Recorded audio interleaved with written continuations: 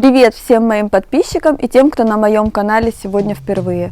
Серия роликов о том, кто растет в моем саду, сегодня продолжается. В прошлых роликах я вас знакомила с можжевельниками, кедрами, кипарисовиками, кипарисом аризонским, ивами и другими растениями. Но на этом ассортимент моего сада не заканчивается, и еще много интересных питомцев. В будущих роликах планирую показать вам цветение магнолии, как распускаются листья на буке триколор, лещина Red Majestic и еще много интересных растений. У меня большая коллекция гибискусов, очень жду лета, покажу вам цветение. В саду растет 13 елок. Это триконики, вилсцверг, глаукоглобоза, изолифастигиата, акракона, малышка пуш, вергата, 2 елки Энгельмана, нидиформис. И вы скажете, нужны целые гектары земли, чтобы вырастить столько елок. Но я вас заверяю, это не так. Многие из них карликовые. Самое красивое и интересное время года, особенно для хвойных, это весна. Мы все ждем молодые приросты. Это очень красиво, это самое зрелищное и фееричное время. Самый красивый вид у хвойных именно весной. Именно весной распускаются молодые приросты, и часто они совершенно другого цвета. Елочки выглядят так нарядно, могут быть красные, желтые, голубые, зеленые, всех цветов радуги. А какая красота молодые шишки! Можно сказать, что елка цветет. Шишки часто ярко-розового цвета, это так красиво и нарядно. И перед тем, как показать вам свои елочки, я хочу сказать вам огромное спасибо всем, кто пишет мне комментарии. Это для меня действительно важно. Спасибо за ваши отзывы, за то, что делитесь, какие интересные растения растут у вас. Я читаю, обязательно буду вам всегда отвечать. Ну что, пойдемте смотреть елки.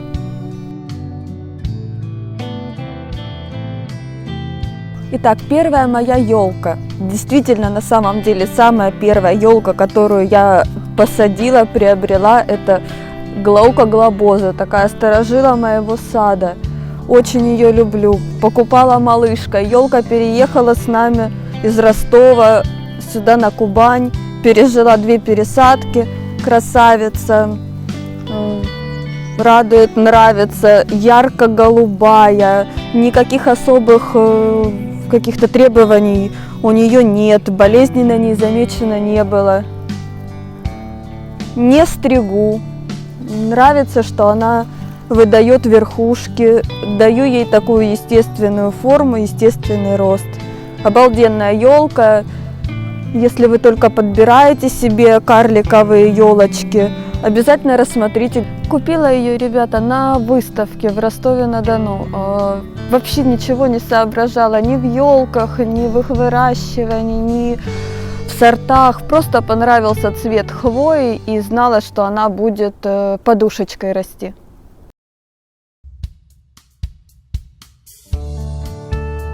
Ребята, перед вами ель обыкновенная вергата.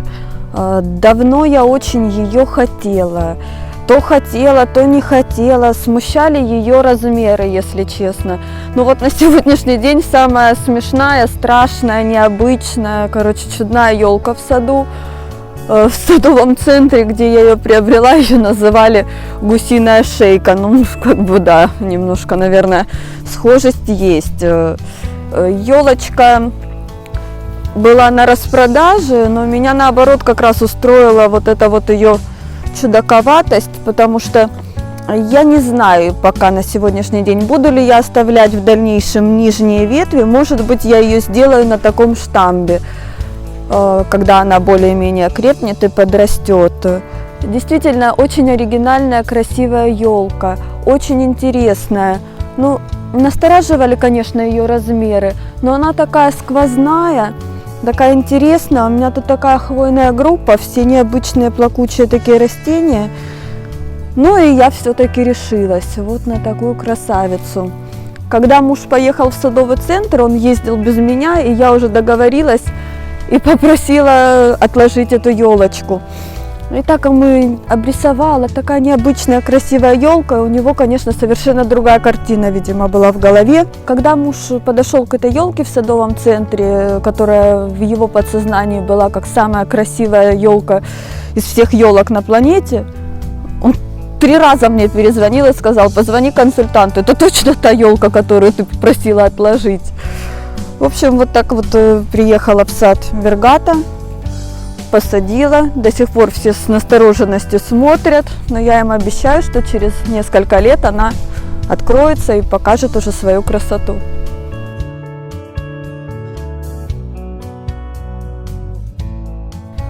В саду растет 3 коники, но история 2 – это, конечно, жалко елочки, которые продают в продуктовых магазинах на Новый год. И можно так сказать, что спасла 2 елки. Они были уже пересохшие. Ну, вот забрала. Пошли, все хорошо, все на молодых приростах. Какого сорта эти коники, я не знаю. Ну, вот выращиваю. Нравится. Ну, а это 3 коника. Эту я уже, конечно, сама покупала в садовом центре. Ну, красивая елочка.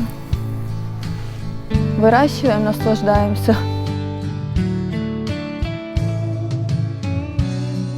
Ребята, перед вами малышка моя, елочка Пуш. Это подарок от моей подруги. Она знала, что я хочу очень эту елочку, и вот она мне ее придарила.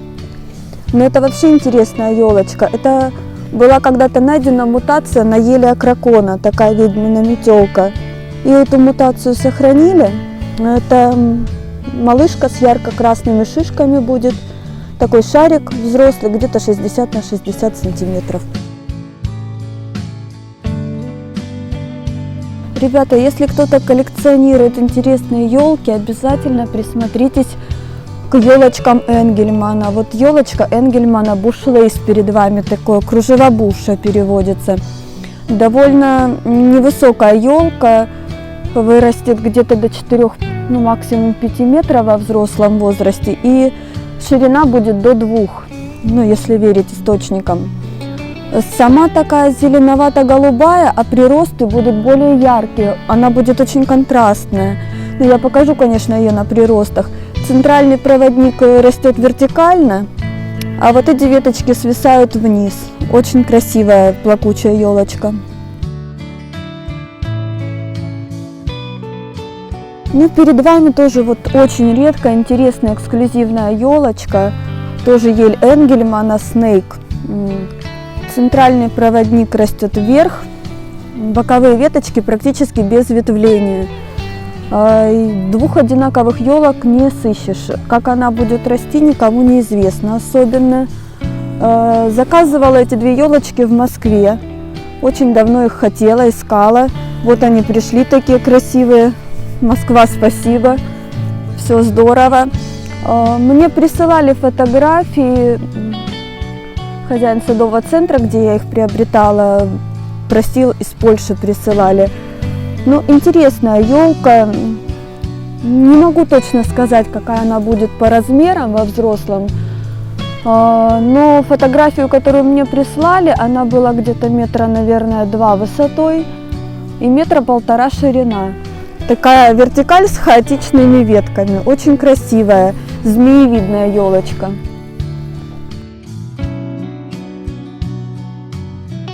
Еще одна красивая, интересная елочка – это ель колючая из элефастигиата. Елка колонновидная, будет где-то около 1,5–2 метров шириной и 6 метров высотой. История попадания ее в наш сад тоже очень интересная, необычная. Эту елочку практически мы приобрели на Новый год. А приобрели ее как?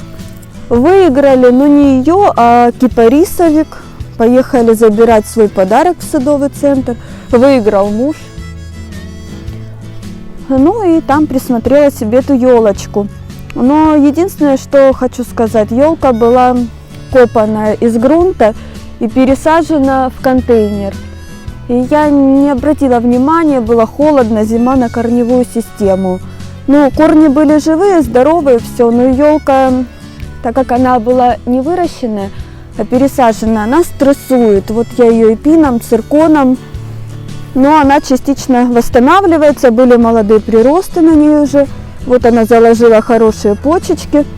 И честно, вот почему-то я видела и думала, что она у меня одноствольная.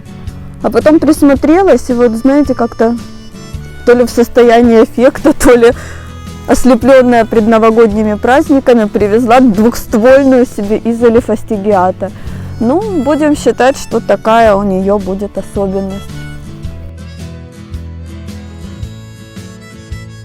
Еще одна очень интересная, любопытная елочка в саду – это ель обыкновенная вилсцверг. Карликовая елочка высотой до 2 метров, ширина будет 1,5 метра. Вся такая ровная, идеальная, прямо, ну, прекрасное новогоднее деревце. Вот, ну, к сожалению, моя елочка болеет. Вот я ее лечу, показывала в видео, что лечу, делаю ей обработки. Ну, почки молодые заложила, вроде все хорошо. Ну, боремся с болезнями. Очень красивая елка, очень.